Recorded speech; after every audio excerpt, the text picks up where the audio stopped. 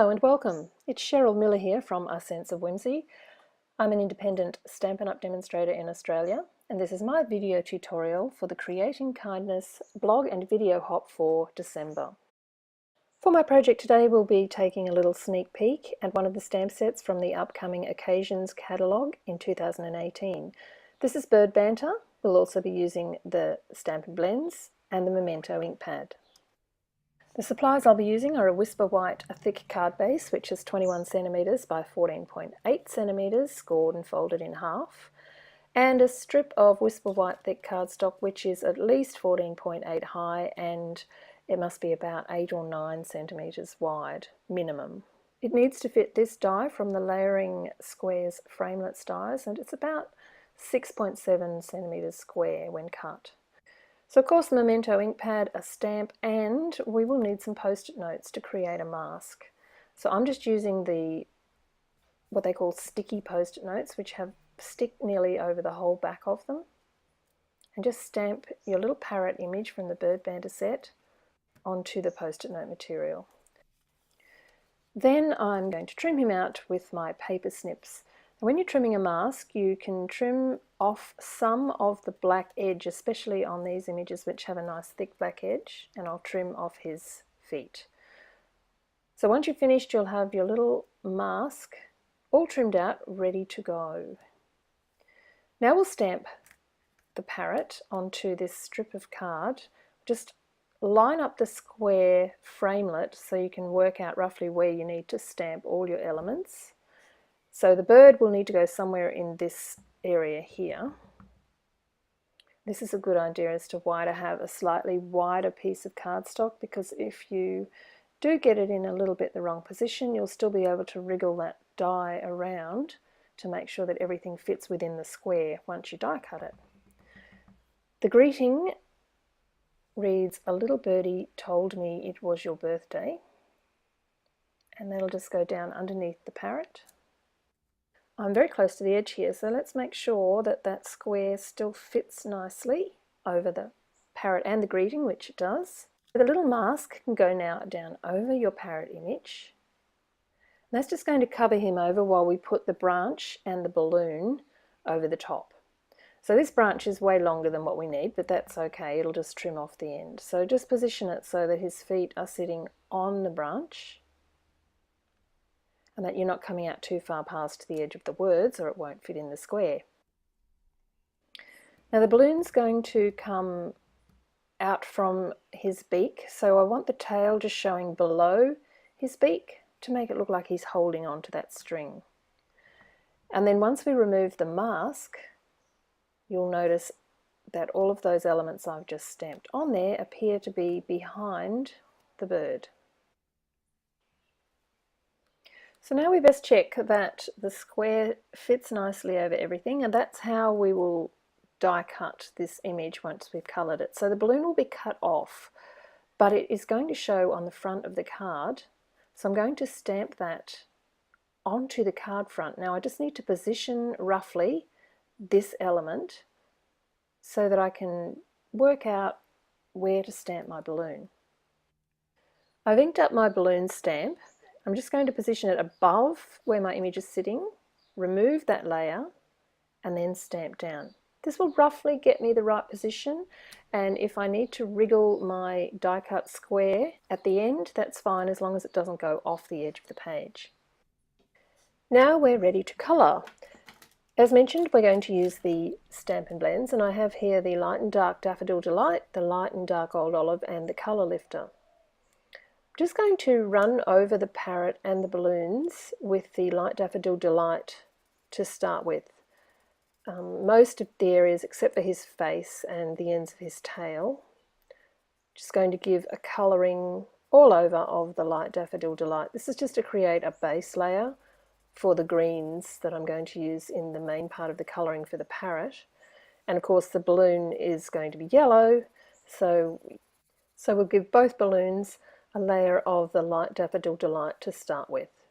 So the next step is to come in with the Dark Daffodil Delight and do some blending on those balloons. So if you start with the brush end and just flick that colour up from the area that will be shadowed. So we've already got that little highlight in this balloon image, so that's the area that I'm going to assume the light source is coming from, and I'll leave that part of the balloon lighter. Now I won't need to do as much work on this balloon on the card front because it's going to be covered once we trim this little balloon out. But I will continue to work on this balloon, blending that dark Daffodil Delight into the lighter colour, and just remembering to leave this top left hand part of the balloon lighter.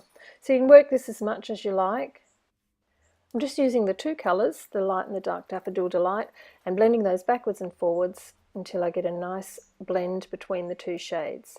Then I'm going to come in with my colour lifter and lighten this top area just a little bit more, just to give it a bit more of a highlight. Now moving on to the parrot, I'll quickly colour his beak with my Daffodil Delight before I move on to his body, which is going to be Old Olive, and I'm going to start off with the light colour and just basically colour in the whole of little Mr. Parrot, including his little face area, which will be a different colour because it doesn't have the yellow underneath. Let's have a closer look. You can see around his face area where there was no yellow underneath, there's a different colour to the rest of his body, which did have the yellow underneath. So now I'm going to go over with the dark Old Olive and just shade some areas in, just wherever you want to. I'm leaving the top of his wing as a highlight because that's where the light's coming from, but just where those texture marks already are, if you just add some lines in there, down underneath his belly area and the top part of his tail, they should all be in shadow if you think about where the light source is coming from. The next step would be to blend that dark Old Olive in with the light Old Olive. I'm not going to go into too much detail, and I've skipped quite a bit of this colouring process out. If you're interested in learning a little bit more, Jenny Hall and myself have an online Stamp and Blends course. If you contact one or other of us, we can give you some more details on that.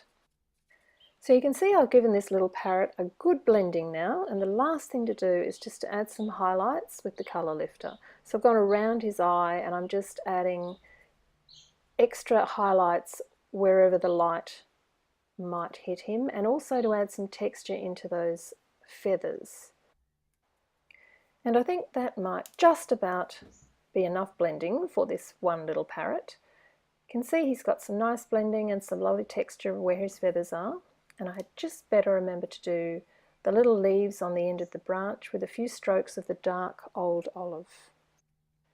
So this image is finished, and we're now ready to die cut the part that we need to with this square framelits die.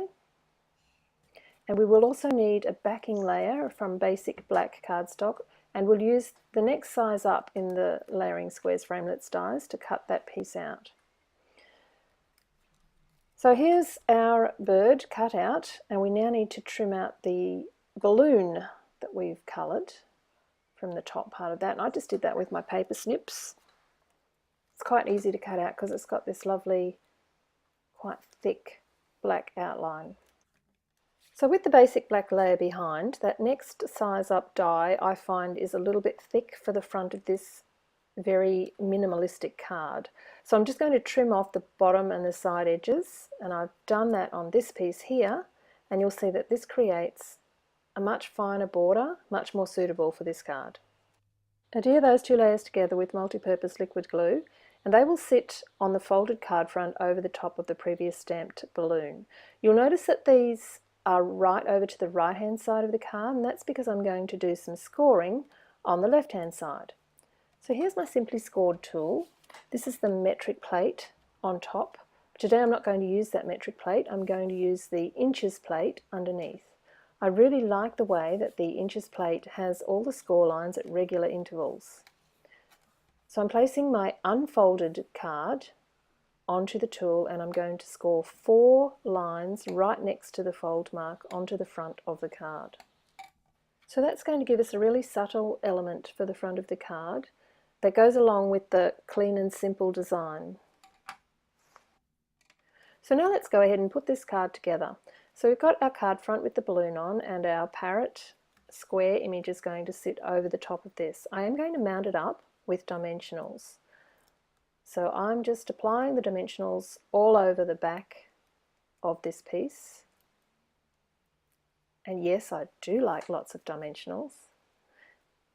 And then that will just sit so that it matches the string of that balloon, but is straight. And you can see how you could wiggle that up and down a little bit if you wanted to. So then that balloon image is also going to go over the top with some dimensionals. And I'll just add 2 in here, and I've got a very small space here, so I'll just utilize the edges of my dimensionals. And that fits in there perfectly.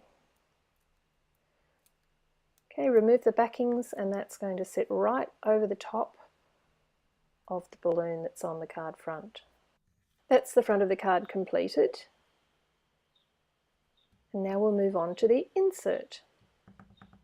So I've just stamped one of those little budgerigar images, or budgerigar, depending on a budgie. We used to call them budgies when we were kids, but I think it's budgerigar. And there's the happy birthday as well. Now I will colour this image with the blends. I'm going to put a bit of a blue undertone on parts of the bird, and then a little bit of smoky slate underneath to give him some ground to stand on. I've put that piece onto a panel of Daffodil Delight, which will get adhered inside the card, and that's the project finished. I hope you've enjoyed the project today. This would make a great birthday card for kids and adults alike. For the toucan thank you card, I've used exactly the same process, just a slightly different colourway.